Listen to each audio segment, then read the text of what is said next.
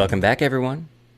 Let's go ahead and continue on and forward. In this video, we're going to work with numbers. So I'm going to open up Xcode and say get started with a playground, or you can continue using your existing playground. Doesn't matter.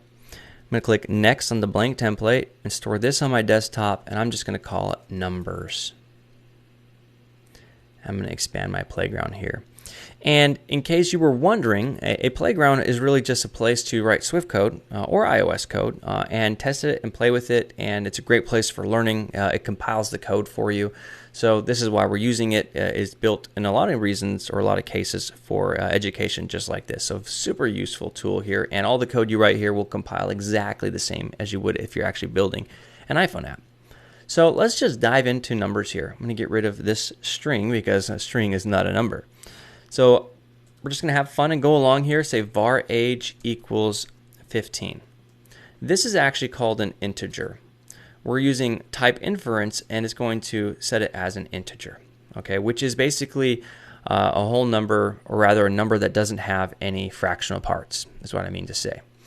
If we want fractional parts, like the price, at a store, an item, we could say 10.99, and we're going to call this a double.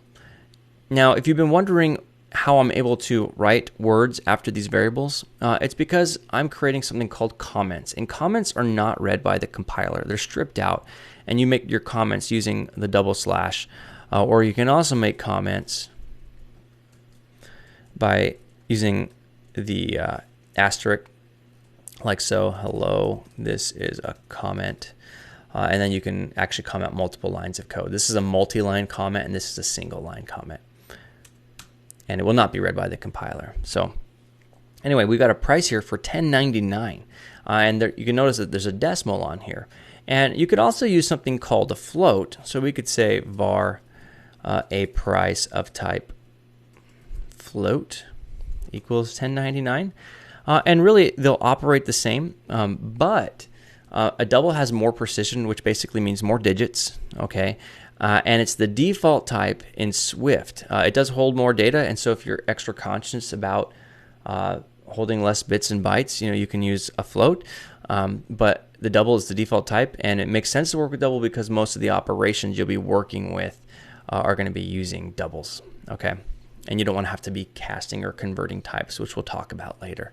So there's a price, that's a double. We can also use some explicit typing here. So we can say var person age of type int equals 15 and var the price of type double equals 10.99. Okay, same thing.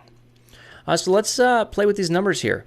You may or may not know that you can do all kinds of arithmetic operations with numbers, which is really important. It's how you build your applications. So let's say we want to get the area of a square or rectangle.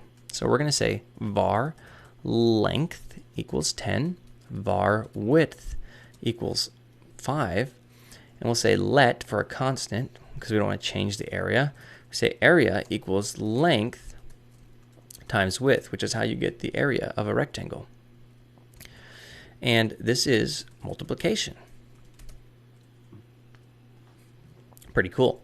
And so you use the asterisk here to specify multiplication. And all the same order of operations that you used in algebra apply directly here in programming, in pretty much every programming language. So you can feel confident that the order of operations that you learned in school are going to be the same that they are here, which is really nice. So this is multiplication.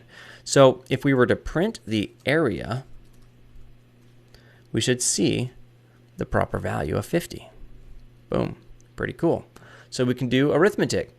Let's continue on. Let's have some fun. So let's say var health equals 100, like in a video game. You've got a character who's got some health.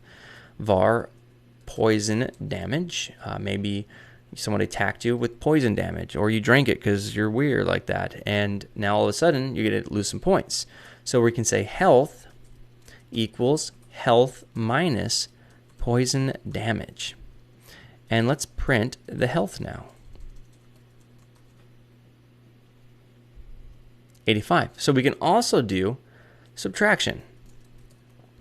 Pretty cool.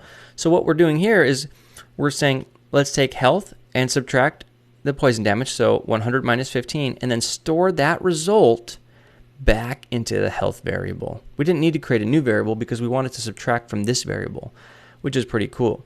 There's also a shorthand compound assignment operator that we can use for this, and I'll show you that here because it's the more common way to write this here.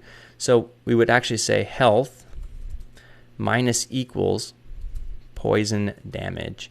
And that's going to do the exact same thing as this line here, except it just makes it a little bit easier. So what we're saying here is say take health, subtract the poison damage, and put it back into health. Exact same thing as there, just a little bit less code to write, which is nice. And this is called the compound assignment operator. I never really call it that myself out loud. I just call it, minus equals. But anyway, so health minus equals poison damage. So you can do subtraction. How cool is that? Well, what if we need a health potion? So we can say bring our life back. Var potion equals 20. And then we could say health. What do you think? Plus equals potion. Do you think that's going to work as well? It actually will. This is addition using the compound assignment operator. So health plus equals potion. We're going to take health, add the potion value, and put it back into health. Or, of course, we could have done it the old-fashioned way, which is health equals health plus potion. Okay, just some standard addition. So we can do addition, subtraction, multiplication, and, of course, we can do other things like division. So let's continue forward here. Say var students equals 30. So we have 30 students in a class, and today's a great day because someone brought in some treats. Say var treats equals 500. So we have 500 treats, and the teacher wants to know how many each student should get because these students have been so awesome and amazing. And she should just keep them all for herself. But we're going to say let treats per student equals treats divided by students. And we'll say division. So using the backslash, we can actually do, that's forward slash. That's a forward slash. We can do division here, okay? And really simple. So you don't see obviously the division symbol from algebra on your keyboard. So this is what we use here. And so if we print this, treats per student. Hey, it didn't finish for me. There we go. What do you expect that you might see? So you see 16. But wait a minute. If we just go on our Mac here and say 500 divided by 30, we get 16.66666 all the way up to a 7. Like, what's the deal? Is something broken here? Well, in pretty much every programming language, division is only going to give you the result of the left-hand side of the result. So it's not going to give you the fractional portion of the result. So if you wanted to get the remainder, okay, if we wanted to know how many treats are actually left over because we couldn't evenly divide, we can figure that out by using the remainder operator. So we can say let remainder equals treats, the percent sign, okay, which is the remainder operator, and then students. And what this is going to do is it's going to perform the exact same division that happened up here. But instead of returning the left-hand side of the result, it's going to return the decimal side of the result. Okay? So if I now print remainder,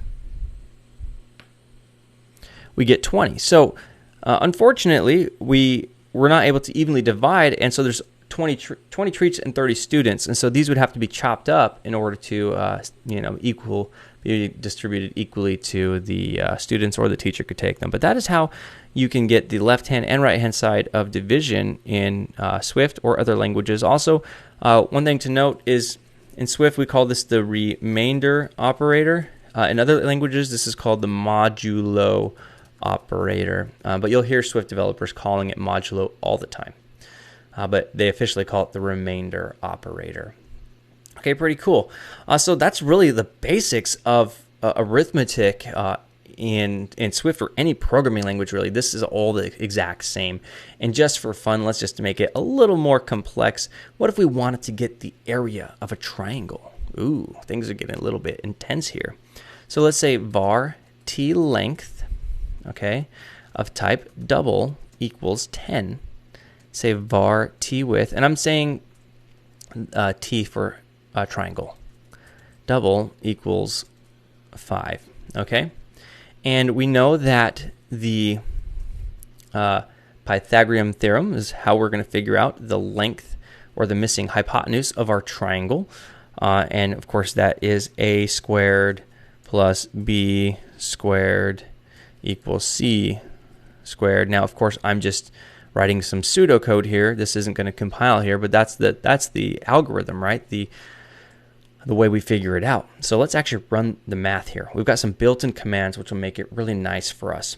So what we need to do is say let area triangle, or I could have said triangle area, equals, let's start from the inner side first. We know that we need to get the power of the first length, the power of 2. So we can use the internal pow function here, and we can pass in t length and the number 2 because we want to get it times itself. We don't need a third power, fourth power, etc. We just need, a squared, okay, times itself. And then what we want to do is add that to pow t width, same thing, 2. So what is this getting us here? So this is length squared plus width squared, or a squared plus b squared is going to equal c squared. Well, c squared is great, but that's not the actual length of the hypotenuse, okay? That's just that we have now the data we need in order to get that hypotenuse. So what we want to do is actually get the square root of that result. So we can use another built-in tool called square root, and we can actually just paste in. I cut that, Command X to cut, Command V to paste. I cut that and paste it in here.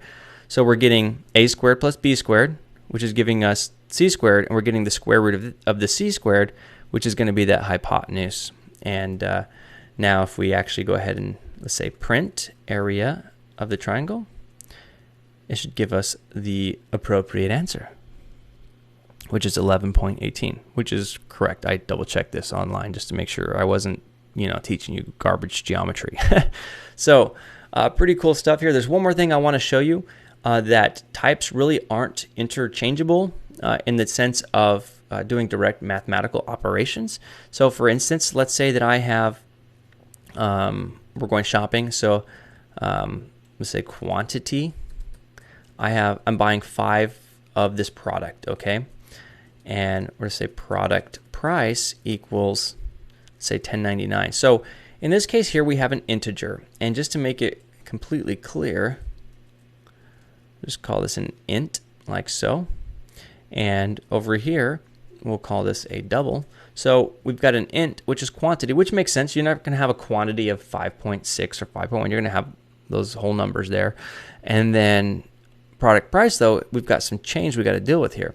So if I want to see how much this is going to cost me, so let's say var cost equals quantity. We would just do multiplication, right? Quantity times the product price. And if I try and run this, though, look what it says. We get a compiler error. Binary operator multiplication cannot be applied to operands of type int and double. So you actually can't multiply or divide or perform operations on those 2 different data types. So what we need to do is something called casting. We need to cast them into a type that makes sense. Well, in our case here, we don't want to cast it to an int because then we would lose the actual price. And so what we want to do is take that quantity there and actually cast it or convert it to a double. Just add, the zeros at the end of it. So that's pretty simple. We can just type in the word double, open parentheses, close parentheses around it, and then if I run it, we now have a price, $54.95. So that is how you can work with interchangeable data types with numbers specifically, and typically integers and doubles. We need to first convert it or cast it into a double, add those zeros to the end, and then multiply it. And so that's how you can work with those numbers there. But this is the basics of working with numbers in Swift, and also the basics of arithmetic operations in programming. And this knowledge you have here with the arithmetic operations applies pretty much to every programming language that's out there, which is really nice. So this knowledge will carry over anywhere you go. So go ahead and do the exercise and then move on and forward.